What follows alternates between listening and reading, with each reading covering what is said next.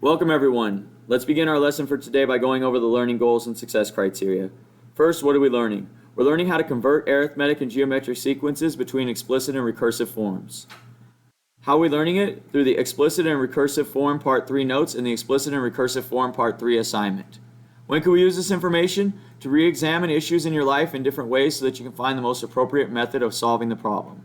How do you know you learned it? By getting a score of 4 on the explicit and recursive form part 3 assignment. Now let's take a look at our agenda for today. We will begin by going over the learning goals and success criteria. While we do that, you'll fill out your Get It Started. Once you've completed your Get It Started, we'll go over it together and answer any questions that you may have. After that, we'll go over the explicit and recursive form part 3 notes, and then I'll give you time to complete the explicit and recursive form part 3 assignment on IXL. Once you've completed the assignment, we'll go over it together and answer any questions that you may have. At the end of class, we'll go back over our learning goals and success criteria while you fill out your Before You Go. Your only homework for tonight is to continue working on the arithmetic and geometric sequences study guide and any incomplete assignments that you may have. Let's take a look now at the explicit and recursive form part 3 notes. The notes begin with the learning goals and success criteria. So let's talk about how we can write an explicit sequence as a pattern. Now, is that always easy to find? No, depending on the term, we don't want to have to keep calculating out. So the easiest way to do this is to write it in explicit form. So the explicit form for an arithmetic sequence is a to the n, meaning the value that we're trying to find, is equal to d, the common difference, times the number that we want, minus 1, plus the first term in the sequence. So an is the term we're trying to find. So for instance, a7 is the 7th term in the sequence. D is the common difference.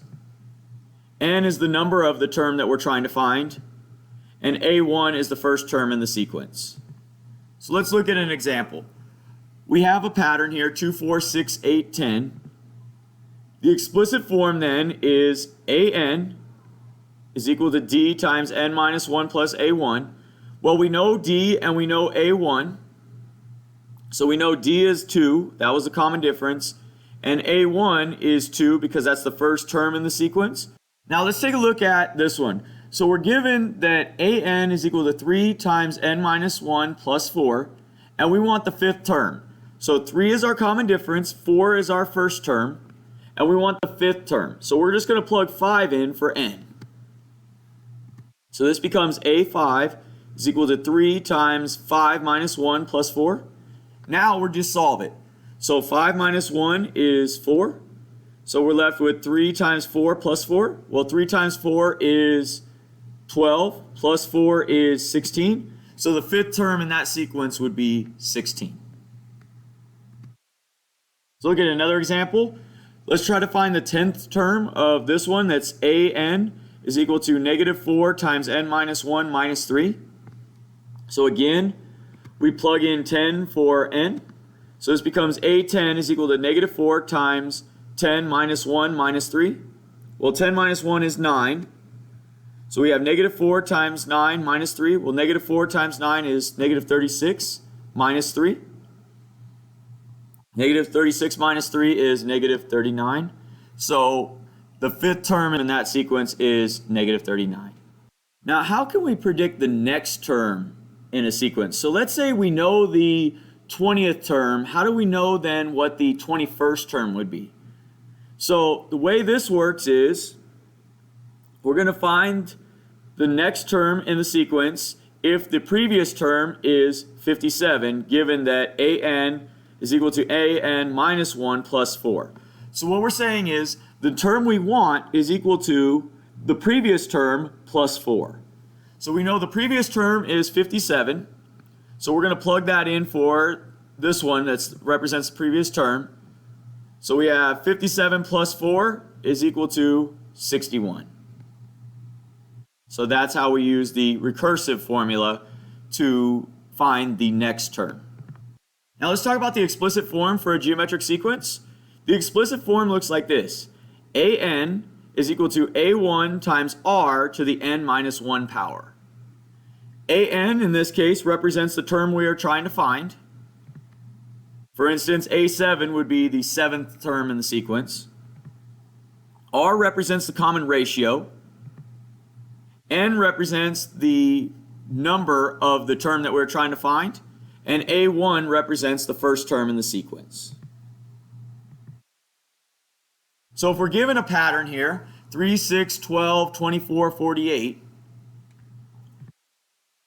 we go ahead and fill this in. So AN we don't know. We do know A1, and we do know R. So AN is equal to, the first one is 3, and the R value, we're multiplying by 2 each time, so R is 2. So this becomes 3 times 2 to the n minus 1. Now let's take a look at an example. We have AN is equal to 3 times 2 to the n minus 1, and we want the fifth term. So we're going to take that, and we're going to plug 5 in for n. So this is A5 is equal to 3 times 2 to the 5 minus 1 power. Well, we know that 5 minus 1 is 4. So we have 3 times 2 to the 4th power. Well, 2 to the 4th power is 16. Then we multiply that by 3, and we get 48 is our answer. Now let's take a look at the recursive form for a geometric sequence. So that follows this pattern. AN is equal to R times A to the n minus 1. Now, what we're really saying here is the term we're trying to find is equal to the common ratio times the previous term. So if we look at this one, we have AN is equal to 4 times negative 1/2 to the n minus 1. And we want the fourth term. So we start here, and we're going to plug in 4 for n. And we get negative 1/2 to the third power. Well, when we multiply that out, we recognize that negative 1/2 to the third power is equal to negative 1/8. We multiply that by negative 4, and we get positive 1/2. So that would be the term that we're looking at. So let's look at an example here of working with recursive formulas. So we have AN is equal to 3 times A to the n minus 1. And we know that the previous term is 21. So we plug 21 in here. So we get AN is equal to 3 times 21. Well, we know that 3 times 21 is 63. So AN is equal to 63. Let's talk now about how to access your assignments on IXL using SB Link.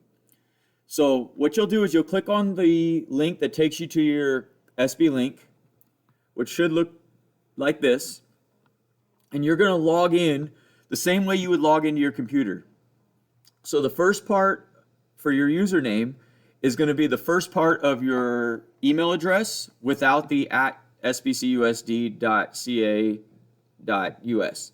So it should be your last name, first initial, middle initial, and then the last 4 of your student ID. Then for your password, it's the same password you use to log into your Chromebook. From there, you'll go ahead and click Sign In.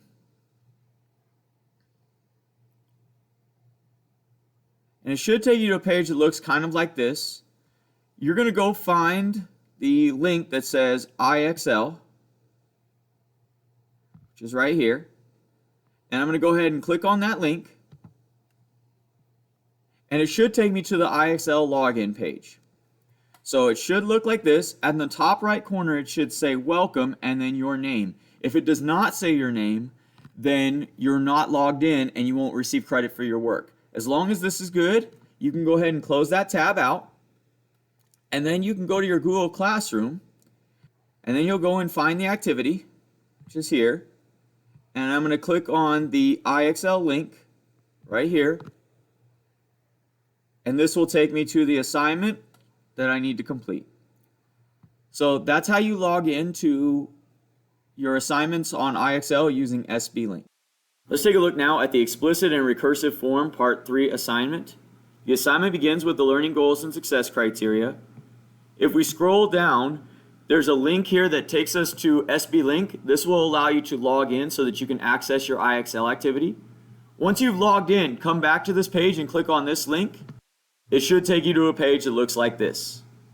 It says use the initial term and the recursive formula to find an explicit formula for AN. Write your answer in the simplest form. Well, we can see that we have negative 49 is our A1, so AN is equal to, and we know that we're going to have AN minus 1 minus 4, so our common difference is negative 4. So I'm going to go ahead and put that in. So negative 4 times N minus 1 plus, in this case it's A1, so this would be minus 49. So minus 49. I go ahead and hit submit. It tells me I got it right and sends me on to the next one. So this one says AN is equal to negative 12N plus 11. So it says the recursive formula should depend on AN minus 1. So it says find a recursive formula. So in order to write this in a recursive formula, we know that we should be here AN is equal to, and it's always going to start with AN minus 1. So let's go ahead and do that. So we're going to click on this little button here so we can have the little part in the bottom. So this will be A, and then N minus 1. And then we're going to use the common difference. Well, we know that the common difference in this case is negative 12. So we put minus 12, and we hit submit. It tells us we got it right and sends us on to the next one. Notice, as we do this, my SMART score continues to go up. You're going to continue to work until you get a SMART score of 80. If you miss a question, that's okay. Your SMART score will go down a little bit. Just keep answering questions until you bring it back up. Once you're done with this assignment, you'll go back to your Google form and click Next. This will take you to your Before You Go. Go ahead and fill out your Before You Go and then submit your work on Google Classroom.